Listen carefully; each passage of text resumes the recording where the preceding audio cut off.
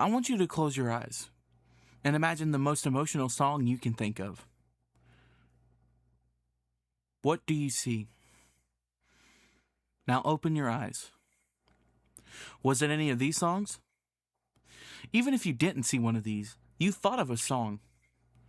Today, I want to take you on a journey, one of sadness, anger, regret, and downright heavy metal. Today, we're going to be discussing Metallica and their instrumental on their 1988 album and masterpiece, And Justice for All. The song, you might ask? To Live Is to Die.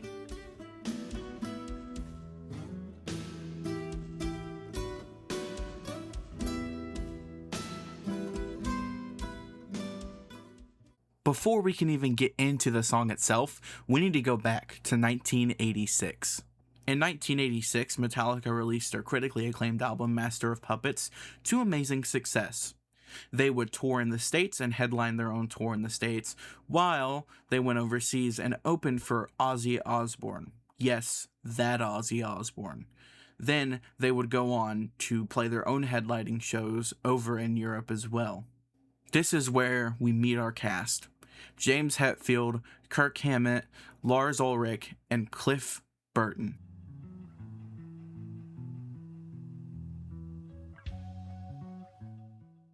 Born February 10th, 1962 in Castro Valley, California, Clifford Lee Burton was born. He grew up in the San Francisco Bay Area along with his brother and sister. Sadly, his brother Scott died from a brain aneurysm when Cliff was young. It deeply affected Cliff, and after he died, Cliff became extremely dedicated to music and bass guitar. Inspired by bassists like Geezer Butler of Black Sabbath, Geddy Lee of Rush, and Lemmy Kilmister of Motorhead, he was also inspired by classical musicians such as Beethoven and Mozart. Cliff would join Metallica in 1982, and he would play on Kill 'Em All, Ride the Lightning, and Master of Puppets. The style Cliff brought was very classical, with a lot of different melodies and harmonies akin to a lot of Mozart and Beethoven that he listened to as a kid. This is most prevalent in Orion off of Master of Puppets. It showcased Cliff's classical style very, very well. He was amazingly good at harmonizing and just being an all-around classical musician, but also mixing a lot of that classical into a lot of the thrash that they were creating. Now we find ourselves back in 1986. The date is September 27th, near Dorop, Sweden. Metallica was touring Europe for their Master of Puppets album, like I've already stated, but before everybody went to sleep, Cliff and Kirk decided to draw cards for the bunks on their tour bus. Kirk wanted his bunk and Cliff wanted Kirk's bunk, so obviously they drew cards. Cliff won Kirk's bunk, and during the night, the bus apparently hit black guys, skidded, and flipped. Cliff was thrown through the window and trapped beneath the bus. He died at age 24. This moment right here is what changed Metallica for the rest of their life. Cliff was the grounding force creatively and personally. This almost killed Metallica. Fans divided it into before and after Cliff. Not because one is automatically better, but because the energy of Metallica changed instantly. Now that we've talked about Cliff Burton and what he brought to Metallica and his sad passing, let's get into Jason Newsted.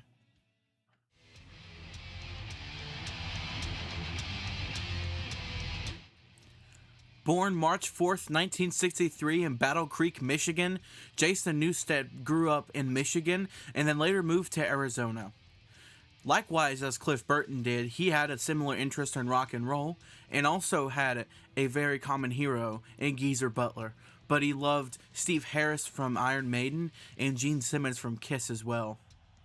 Jason became known in the underground metal scene through Flotsam and Jetsam, helping write their 1986 album Doomsday for the Deceiver. Both bass players are very unique in the way they attack the bass. Cliff was melodic. He was very experimental, and he very much loved being the lead. He used wah and distortion along with harmonies to make his sound stand out. While Jason was rhythm focused, aggressive, and locked in, he liked to support the riffs. He reinforced Metallica. He also had an amazing skill live. He would make everybody jump, scream, just join in with the band because Jason was that live energy that Metallica had. A lot of people like to say that Cliff was the best composer and Jason had the best stage presence, while Robert Trujillo, has a blend of both and is the best of both worlds, which I agree with. Rob is fantastic. But enough with Rob. Let's continue talking about Jason. In October 1986, Jason officially won the audition and joined Metallica. Early on, Jason had a very difficult time fitting in with the band. The other members were still grieving Cliff and sometimes treated Jason harshly. He was hazed, excluded, or ignored socially during his first years in the band. Jason's first release with Metallica was the 598 EP, Garage Days Revisited, 1987. He went on to play on the album we're going to be talking about today, and Justice for All, their self-titled Metallica, Load, Reload, and Garage Inc. Like I mentioned earlier, Jason was live Metallica. He made it worth it to go see Metallica back in the 80s and 90s. He had loud backup vocals. He was constantly headbanging, had a strong connection with the fans, and had the really tight but pick-styled bass that you hear live. And it was awesome. He was live Metallica.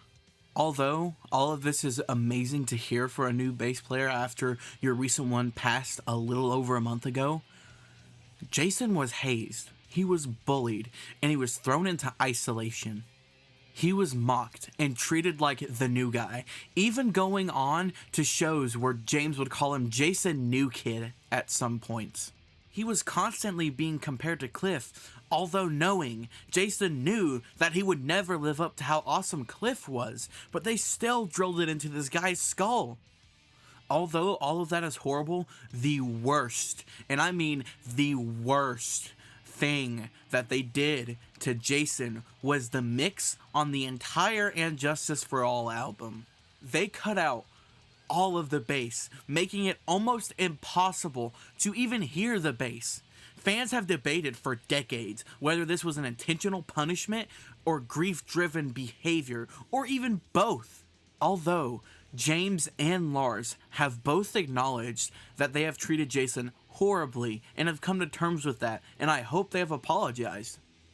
So now that you have all of this background information, it's finally time to get into the song To Live Is to Die.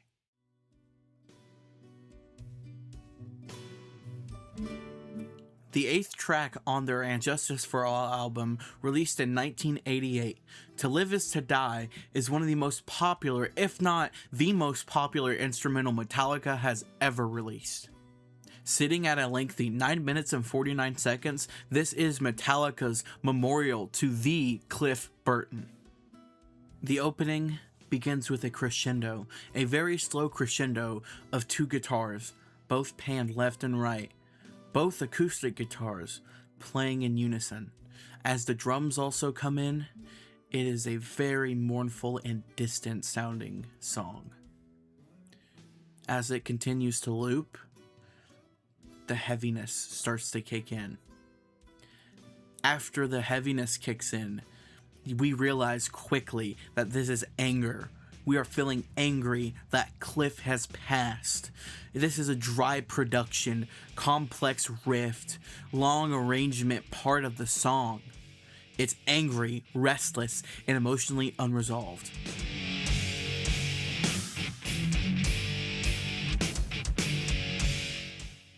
As Kirk Hammett solos over the riffs and the chords, we can sense the anger of Kirk, because Kirk is missing his friend. He should have died instead of him. Kirk should have went instead of Cliff. But no, Cliff was stubborn and wanted his bunk. Kirk feels depressed, upset, and angry about it, and we can hear that in this solo.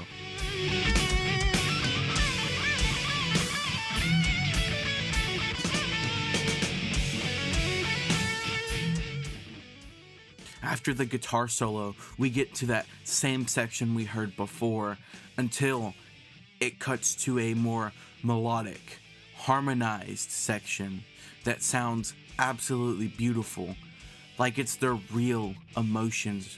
Their real emotions are cutting through right now. And after that, it stops.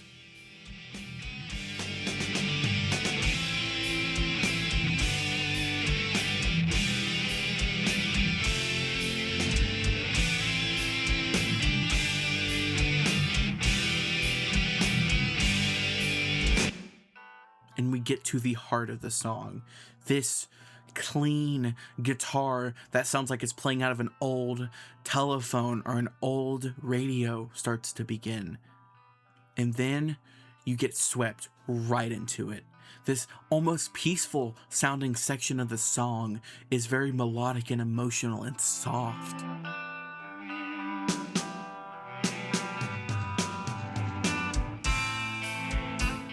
And almost towards the end of it, James comes in with this absolute beautiful solo, symbolizing how sad he is, how emotionally sad James is that his best friend is gone. His most personal and musical friend is gone. He's dead. James is showing how sad he is through this solo, and it's beautiful.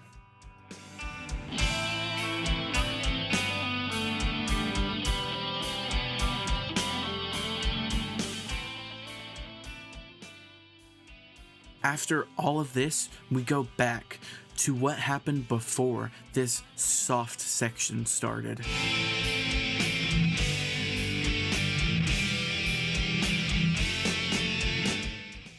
And then we get into this section where the guitars are harmonized, beautifully harmonized, like Cliff had them.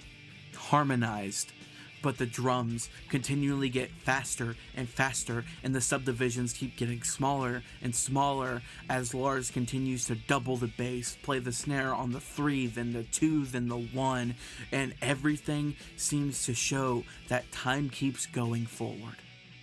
But they're not ready to. They want to play it slow. They want to live in the moment with Cliff. But time, this aggressive machine that doesn't stop, is continuing without them, whether they like it or not.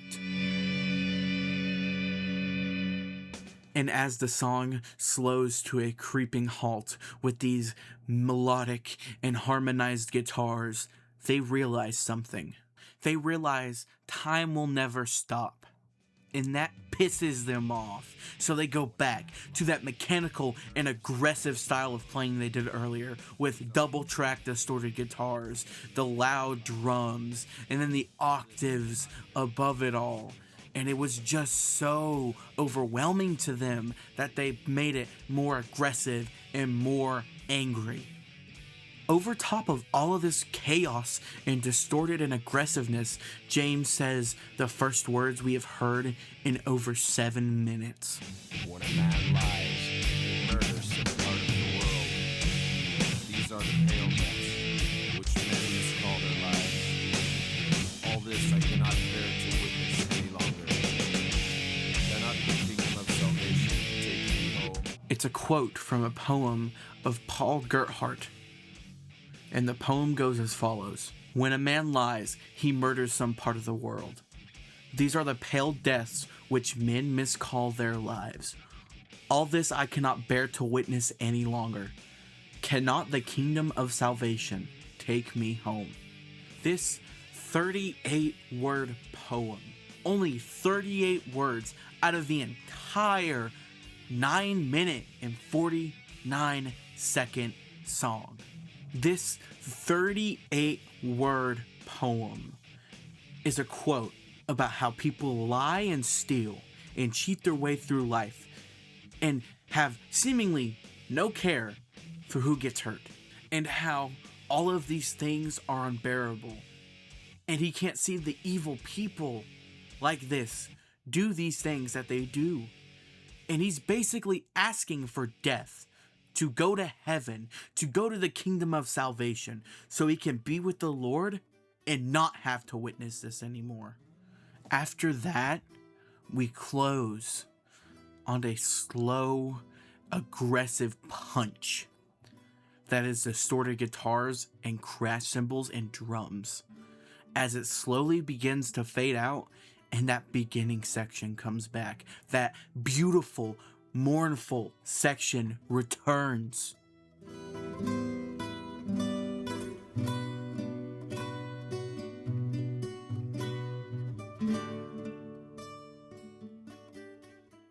And that is the end of To Live Is To Die.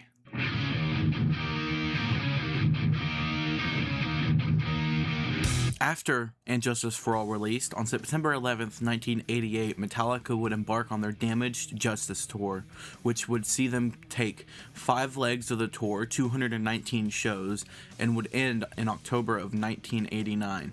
Up until this point, they would play some of their amazing hits off of And Justice for All, but one song always stood out: To Live Is To Die. They have never played it live, but one time in their entire career, which was December 7th, 2011, at the Fillmore in San Francisco, California, for their 30-year show. Obviously, this being the only time they've played it live, it was very heartwarming and heartfelt. You could feel and see on their faces how emotional it was to play this song live, because they never have. The reason for them not playing it live is because their instrumentals are less played live, but also it's the fact that obviously it's tied to Cliff Burton so much that they avoided it for almost 20 years. Robert Trujillo is one of the few reasons that a lot of these deep cuts were played, like Dyer's Eve and To Live Is To Die, because he has that connection. He loves Cliff era Metallica. He loves Metallica history, and the inclusion of Rob, credit him with reconnecting Metallica to parts of their musical past that the band avoided. The only time To Live Is To Die is referenced is in little snippets during live shows. Rob played it with Kirk Hammett in Nashville, which I got to see, which was really exciting and really happy. They also played it in Seattle '89 during their concert. Jason sat down with Kirk and James, and they left a spot open for Cliff as well, and that was beautiful. And it also makes this song more sentimental because apparently Cliff wrote something on it. Call back to that poem written by Paul Gerhardt. Supposedly, Paul only wrote the first half. Cliff wrote the last half. Supposedly, Cliff wrote, "All this I cannot bear to witness any longer. Cannot the kingdom of salvation take me home?" Now, why do I say supposedly? Well, because a lot of people think that Cliff Burton didn't write anything else on the song. A lot of it is attributed to the style of the bass when you actually turn it up and listen to it. None of this really sounds classical inspired like Cliff. There's a really good video by this guy that did a phenomenal job breaking down To Live Is To Die and proving that none of this sounds like something Cliff would ever write. And that's going to be in the description for you to watch. I really suggest you watch it. Even according to Lars Ulrich himself, he went on record to say that they used a lot of Cliff's riffs that he wrote, which we don't have access to. Well, that would be great. That could prove us right now if he actually wrote stuff on it or not. I mean, if Lars Ulrich said it, then it should be true, right? James said it was an homage to Cliff. Is that meaning that this is all just to him? Or did he write something on it? I decided to stumble on the worst website probably for this information, Reddit, and I found that a lot of people say that he wrote the clean parts, that he wrote the acoustic part, but none of this can really be confirmed because we don't have his riff tapes. If we had Cliff's riff tapes, we could easily solve this right here, right now. The only way we can solve it without having those is asking the band. Which, have you seen the ticket prices for their meet and greets? I am never going to get that opportunity. Maybe somebody will watch this video and do it, but I personally will never get that opportunity to meet the band and ask them the one question of how much of To Live Is To Die is from Cliff. So I want to talk about a little bit of post-Justice Metallica. Now that we got all of this debate, all of this Justice stuff out of the way, what happened after Justice? Well, after the release of And Justice for All, they would release their self-titled Metallica album, Load and Reload with Jason Newsted, including Garage Inc., until unceremoniously kicking Jason out after S&M, releasing Saint Anger, which nobody likes Saint Anger. Then they released Death Magnetic, they played Through the Never, which was a live album, they released Hardwired to Self-Destruct, S&M 2, and now 72 Seasons, which they are still on their 72 Seasons World Tour. I have been to 3 stops, if you include Night 1 and 2's Tonic Temple separate. I have 2 guitar picks and 1 James Hetfield wristband. It's kind of tough. And as of February 24th, 2023 to present day, Robert Trujillo played and joined and still is playing with Metallica to this day. I want to end the video off with how the band still keeps Cliff alive to this day. Let's start with James Hetfield. James Hetfield owns an Explorer-shaped guitar made exclusively from the wood from the garage that they wrote Ride the Lightning and Master of Puppets in. Located at 3132 Carson Boulevard in California, from 1983 to 1986, they wrote most of their stuff in that garage. The inlays feature all 4 of the original band members of Metallica, James, Lars, Kirk, and Cliff. It describes and it shows the 3 members coming over to Cliff because they had to move to San Francisco to go play with Cliff. The inlays also symbolize the 3132 in the address. Lars is where it gets amazing. Lars makes sure that everybody remembers Cliff by posting anniversary posts, documentaries, and archive releases about Cliff. And he preserves Cliff's writing credits carefully over the years. Kirk sometimes uses phrasing and harmony inspired by Cliff. He keeps Cliff alive in his musical writing and his art. You could go out on a limb and say that some of his ESP guitars with horror movie logos on it could be an inspiration and an homage to Cliff because they shared the horror movie love. Jason was a very down-to-earth guy. He never tried to replace Cliff, and he played Cliff's parts with huge respect and accuracy when he played him live. He endured years of comparison to Cliff while still honoring him publicly. Now finally, Rob. He frequently plays Cliff-inspired bass fills live, and he pushes for Cliff-era songs to stay in rotations. He publicly has went on record to say Cliff was one of his biggest influence. He also plays Anesthesia Pulling Teeth live as a direct tribute to him when they can. To Live Is to Die is one of the most emotional, and to me personally, the most emotional rock song there is. Everything that led up to Metallica to this point with Cliff Burton and his sad passing and the stuff that was going on with Jason at the time led to this masterpiece being released on And Justice for All. For the final line in this video, I want to analyze the title. To Live Is to Die. Well, what does that mean? It's the idea that life inherently involves endings of every kind, social, psychological, biological, and it encapsulates this idea by this simple phrase. To live is to die. To live a life means you have to die, and to die means you had to have lived a life. And who, of course, coined the term to Metallica? Cliff Burton.